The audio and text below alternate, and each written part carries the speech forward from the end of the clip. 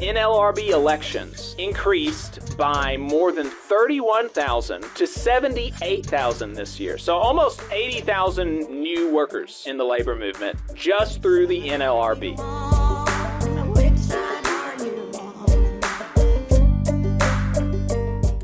One thing that is going to, determine the amount of power that workers have in a potentially new labor regime, if Elon Musk gets his way and abolishes the National Labor Relations Board, is union density. And Obama-era Labor Secretary Seth Harris has a prediction in his blog saying that he thinks that union density is going to increase in 2023. He thinks that that's what the numbers are going to show. And I told my wife that, and she was like not impressed at all. She was like, it's not a prediction if it's after 2023 is over. That's not a prediction. And I'm like, well, no, the number's not out yet. It's not, you don't know. The number's not out yet. So she was less impressed than I am at this, but it's not like a woo-woo, like I feel like I'm vibing that union density is going to increase in 2023. He actually does have some numbers on it. So in a way it is, it's not like if it was a woo-woo prediction, then maybe it would be impressive, but woo-woo predictions are just as likely wrong as they are right. So also not impressive. Anyway, he actually looks at numbers and he's very convincing, I think, in his prediction that the union density is going to have increased in 2023. And so he starts his blog with just an explanation of the union density rate, explaining that it's just it's a simple fraction. It's union members over workers. Total employees, right? Union members over total employees. And so in 2022, we had a 10.1% union density rate, a decline from 10.3% in 2021. And so there we go. We have kind of the general... and in 2022, the number of union members was 14.285 million, and there were 141.673 million total employees. And so there we go. That gives us our union density rate. And so all you have to do to get the new union density rate is update those numbers. And some of those numbers are still coming out, but we can kind of do a little extrapolation, and he does that. And so he says that in 2023, the U.S. economy created 2.7 million jobs. But when calculating the union density rate, the Bureau of Labor Statistics excludes self-employed workers from the denominator. So that means that, the number of union eligible workers, the number of union eligible new jobs is less than 2.7 million, but he keeps that just for the purpose of easy math. And so we've got the new denominator, right?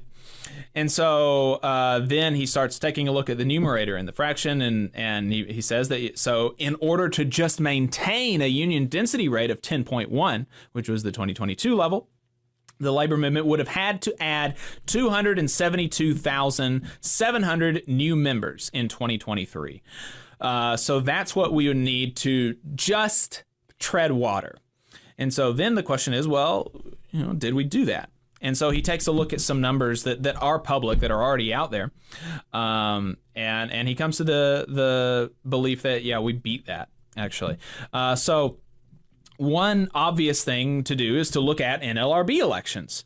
And so the number of successful NLRB elections, the number of workers that went through successful NLRB elections, increased by more than 31,000 from the last fiscal year to 78,000 this year. So almost 80,000 new workers in the labor movement just through the NLRB. So we're already a fifth of the way there, right? That's a pretty big number. Hey, 5 seconds. Just wanted to say that this is only possible because of our donors. If you want to see more of this, then consider donating yourself at tvlr.fm/donate. And that number does not include elections among federal, state, or local government employees, which are a very big part of the labor movement. And those NLRB results do not include the last calendar quarter of 2023.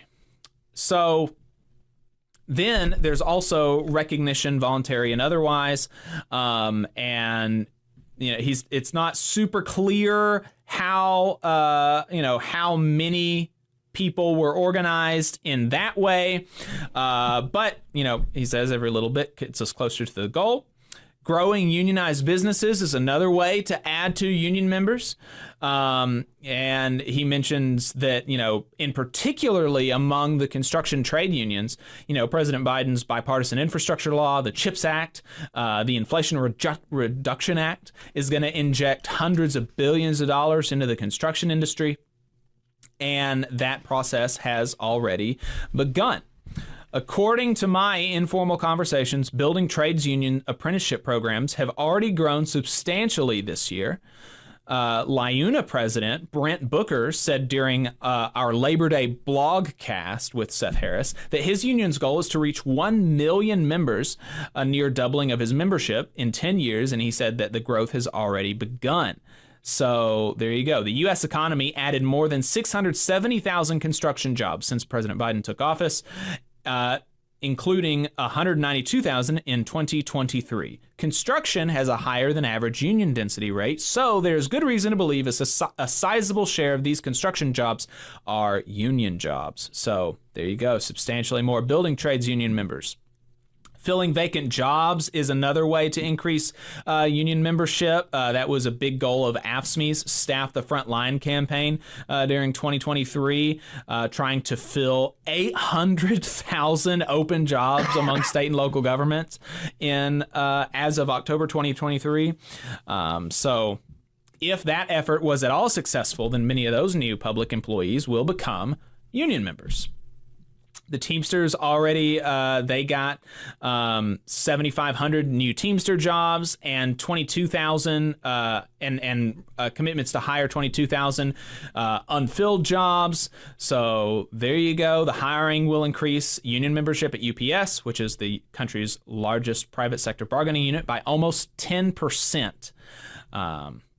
So there you go. That's another big thing. Organizing and represented units. We talked about that with Dave Cann, how you can, just increase density in your unit. That's going to add to the overall union density rate. And creating more unionized employees by, bringing contract work into the bargaining unit, doing away with subcontractors. So there you go. And he concludes by saying, these 6 active union membership growth strategies give me confidence that union density grew in 2023. I would be surprised if any of these strategies alone produced 273,000 or more union members in 2023. Taken together, I think it's likely, I would say highly likely, that union membership grew substantially in 2023. So there we go. So that's his prediction. I think it makes a lot of sense from his keyboard to God's ears, as the saying goes. Yeah. I hope to see the growth. We'll see, how it turns out. I'm interested in Alabama's numbers in particular. Alabama showed an increase in 2022, the largest increase in the South, and I'm curious if that sticks in the new BLS survey data that comes out. Mm-hmm. This makes intuitive sense, and so we'll see. I don't know that our unions are doing enough.